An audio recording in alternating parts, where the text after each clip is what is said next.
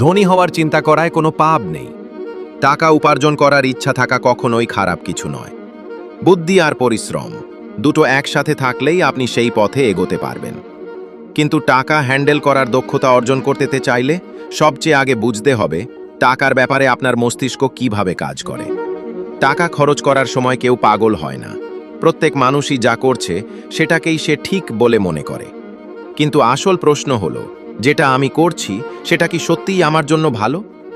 একটা বিষয় লক্ষ্য করলে দেখা যাবে, ধনী মানুষ বিভ্রান্তি বিক্রি করে আর গরিব মানুষ সেই বিভ্রান্তি কিনে নেয়। ধনী মানুষ স্কিল কেনে, গরিব মানুষ এন্টারটেইনমেন্ট কেনে। ধনী মানুষ সময় কেনে, গরিব মানুষ নিজের সময় বিক্রি করে। ধনী মানুষ নিজের উন্নতিতে বিনিয়োগ করে, গরিব মানুষ নিজের আরামে বিনিয়োগ করে। এটাই হলো পৃথিবীর 1% ধনী আর 90% সাধারণ মানুষের মানসিকতার পার্থক্য। আজকের এই ভিডিওতে আমরা ধনীদের সেই গোপন নীতিগুলোই জানব একটি গল্পের মাধ্যমে। গল্পের শুরু একটা ঘন বন, নীরব পরিবেশ, নদীর পাশে একটি ছোট্ট কুঁড়ে ঘর। সেই কুঁড়ে ঘরে বাস করতেন একজন বৃদ্ধ সন্ন্যাসী। সন্ন্যাস নেওয়ার আগে তিনি ছিলেন শহরের সবচেয়ে ধনী ব্যক্তি।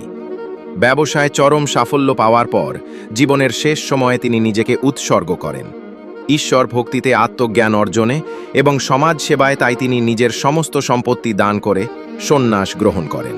তিনি নিজেকে উৎসর্গ করেন ঈশ্বর ভক্তিতে, আত্মজ্ঞান অর্জনে এবং সমাজ সেবায়। তাই তিনি নিজের সমস্ত সম্পত্তি দান করে সন্ন্যাস গ্রহণ করেন এবং শহরের বাইরে সেই বনের কুঁড়ে ঘরে বসবাস শুরু করেন। একদিন সকালে তিনি ধ্যান করছিলেন। হঠাৎ এক ক্লান্ত মানুষ এসে দাঁড়ালো তার সামনে।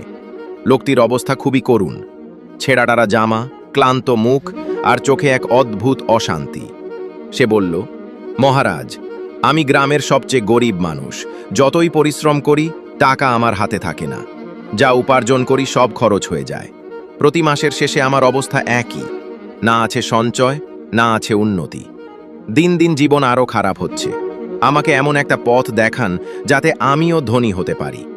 সন্ন্যাসী মুচকি হাসলেন, তাকে বসতে বললেন, বাছা, ধনী হওয়া শুধু কঠোর পরিশ্রমের ফল নয়।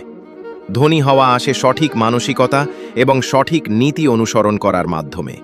আমি তোমাকে ঠিক সেই নীতিগুলোই বলবো যেগুলো আমাকে একসময় শহরের সবচেয়ে ধনী বানিয়েছিল। মন দিয়ে শোনো। ধনী হওয়ার প্রথম নিয়ম। বেশিরভাগ মানুষ মনে করে সবচেয়ে কম সময়ে বেশি টাকা উপার্জন করলেই ধনী হওয়া যায়। মানুষ প্রায়ই বলে, আরও বেশি আয় হলে আমি ধনী হয়ে যাব। কিন্তু একই মানুষকে জিজ্ঞেস করুন, আপনি কি টাকা সঞ্চয় করতে পেরেছেন? উত্তর প্রায়ই হবে না। কারণ বাস্তবতা হলো, যত আয় বাড়ে খরচও তত বাড়ে। মানুষের জীবন একরকমই চলে, কাজ করে, টাকা আয় করে, খরচ করে, আবার কাজ করে। অথচ বছরের পর বছর পরিশ্রম করার পরও বেশিরভাগ মানুষের কোনো সঞ্চয় থাকে না। যে কেউ ধনী হতে পারে, শর্ত একটাই, দীর্ঘ সময় ধরে নিয়মিত সঞ্চয় করতে হবে। নীতিটা খুব সহজ। আপনার আয়ের 10% অবশ্যই সঞ্চয় করবেন। আয় 5,000 হোক বা 5 লাখ, সঞ্চয় করতেই হবে। যাদের সঞ্চয় নেই তাদের কাছে অজুহাতের অভাব নেই। এই আয়ে সংসার চালানোই কঠিন, সঞ্চয় কিভাবে করব? এই সব কথা শুনবেন না। আশ্চর্যের বিষয় হলো, যার যত বেশি টাকা তার ঋণও তত বেশি। ঋণ শোধ করতে গিয়ে মানুষ দিনরাত কাজ করে, চাপ বাড়ে, মেজাজ খিটখিটে হয়, সম্পর্ক নষ্ট হয়, স্বাস্থ্য ভেঙে পড়ে। ঋণ মানুষকে দাস বানিয়ে ফেলে। তাই অপ্রয়োজনীয় অভ্যাসে টাকা নষ্ট না করে প্রয়োজনের জায়গায় ব্যবহার করুন। সঞ্চয়ের নীতি মানা মানেই ধনী হওয়ার প্রথম ধাপ শুরু হয়ে গেছে।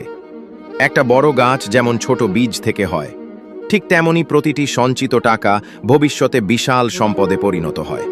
কিন্তু সাবধান, এই পৃথিবী আপনার সেই বীজ খেয়ে ফেলতে চাইবে। নিজের আত্মনিয়ন্ত্রণ না থাকলে আপনি নিজেই আপনার সম্পদের শত্রু হয়ে যাবেন। দ্বিতীয় নিয়ম, টাকার অপব্যবহার বন্ধ করুন। সঞ্চয় করলেই ধনী হওয়া যায় না, সেটা সঠিকভাবে ব্যবহার করাও জরুরি। সঞ্চয় শুরু করলেই মনের ভেতর ভয় আর লোভ কাজ করতে শুরু করে। লোভ আপনাকে দেখাবে টাকা দিয়ে কি কি কেনা যায়। বন্ধু, আত্মীয়, প্রতিবেশীদের দামি জিনিস দেখে আপনারও ইচ্ছে করবে আমাকেও কিনতেই হবে। এই দেখানো আর লোক দেখানোর ফাঁদে পড়ে অনেক মানুষ তাদের সঞ্চয় নষ্ট করে ফেলে। মনে রাখবেন, ভ্রমণ করা, সুন্দর জীবন যাপন করা ভালো, কিন্তু একবারে পুরো বছরের সঞ্চয় উড়িয়ে দেওয়া বুদ্ধিমানের কাজ নয়। স্বল্প সময়ের আনন্দের জন্য অনেকেই আজীবনের ধনী হওয়ার স্বপ্ন ধ্বংস করে ফেলে। তৃতীয় নিয়ম, সঠিক বিনিয়োগ। অনেকের কাছে বিনিয়োগ মানেই ভয়ের বিষয়। মনে হয় টাকা বুঝি হারিয়ে যাবে। কিন্তু বিনিয়োগ ছাড়া টাকা কিভাবে বাড়বে? ধনী হওয়ার আসল নিয়ম হলো টাকাকে আপনার জন্য কাজ করতে শেখানো। গাছ যেমন জল, সার আর রোদ না পেলে মরে যায়, ঠিক তেমনই টাকা বিনিয়োগ না করলে মুদ্রাস্ফীতির কারণে তার মূল্য কমে যায়। একটা কথা মনে রাখবেন, যে বিনিয়োগ মুদ্রাস্ফীতির চেয়ে বেশি লাভ দেয় না, সেটা ভালো বিনিয়োগ নয়। তবে সাবধান, ভুয়া স্কিম আর প্রতারকদের থেকে দূরে থাকুন। উচ্চ আয় মানেই ধনী হওয়া নয়। ধনী হওয়া আসে সঞ্চয় ও বিনিয়োগ থেকে, আয় থেকে নয়। চতুর্থ নিয়ম, টাকার হিসাব রাখুন। টাকার হিসাব রাখা কৃপণতা নয়, এটা বুদ্ধিমত্তা। আপনার টাকা কোথায় যাচ্ছে এই সচেতনতা থাকতেই হবে।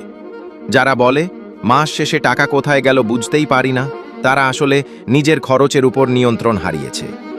ঋণ দারিদ্র্যের দিকে ঠেলে দেয়। ভালো ঋণ ও খারাপ ঋণ আছে, তবে ঋণ হলো আগুনের মতো, ছুঁলে পুড়ে যাবেন। পঞ্চম নিয়ম, ধনীদের অভ্যাস। ধনী মানুষরা সকালে তাড়াতাড়ি ওঠে, সময় নষ্ট করে না। অপ্রয়োজনীয় কথা ও মানুষ এড়িয়ে চলে, নিজের শক্তি সঠিক কাজে লাগায়। সাফল্যের জন্য ঘড়ি ধরে কাজ করলে হবে না, অন্যদের চেয়ে দ্বিগুণ চেষ্টা করতে হবে। ব্যর্থতা আসবেই, একবার নয় বহুবার, কিন্তু যারা টিকে থাকে তারাই সফল হয়। ষষ্ঠ নিয়ম, শুধু অ্যাসেট কিনুন। অ্যাসেট মানে যা আপনার পকেটে টাকা ঢোকায়। লাইবিলিটি মানে যা আপনার পকেট থেকে টাকা বের করে।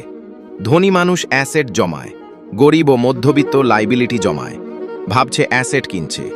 এই একটাই পার্থক্য। 90% মানুষের দারিদ্র্যের মূল কারণ। সপ্তম নিয়ম, চিন্তার শক্তি।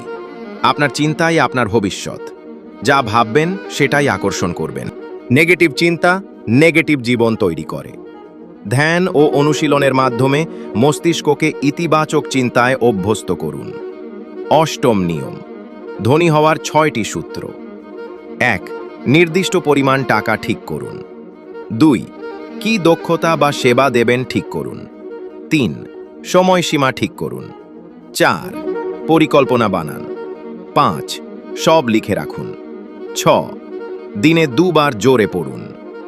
নবম নিয়ম, মনের চুম্বক শক্তি।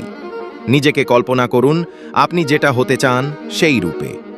মস্তিষ্ক তখন লক্ষ্যভেদী চুম্বকে পরিণত হয়। দশম নিয়ম, কম টাকা পেলেও বেশি পরিশ্রম। যারা শুধু যতটা দরকার ততটাই কাজ করে, তারা এগোতে পারে না। খরচের চেয়ে বেশি মূল্য দিন, মানুষ আপনাকে খুঁজে নেবে। গল্পের শেষ সন্ন্যাসী থামলেন, বললেন, এই নিয়মগুলো মানলে তোমাকে ধনী হওয়া থেকে কেউ আটকাতে পারবে না। গরিব মানুষটি মাথা নত করে কৃতজ্ঞতা জানাল।